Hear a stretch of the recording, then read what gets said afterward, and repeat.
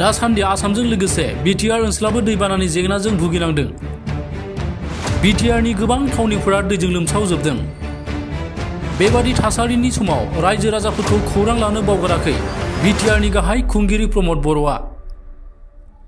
बिटिआरनि गाहाय खुंगिरि प्रमद बर'आ दैबानानि जेंनाजों भुगिनांनाय गोबां थावनिफोराव दावबायनानै खौरां लानायखौ जोङो नुनो मोनगासिनो दङ। बेबायदिनो दिनैबो बिटिआरनि गाहाय खुंगिरि प्रमद बर'आ नावखाथायाव दावबायनानै सुख्लाय दैमाजों हा खुरखाजानाय थावनिफोराव खौरां लाहैदों। थाद'नाय गैयै अखा हानायनि जाहोनाव सुख्लाय दैमानि दैजों नावखाथानि गंबा गामिफोरा दैजों लोमसावजोबदों।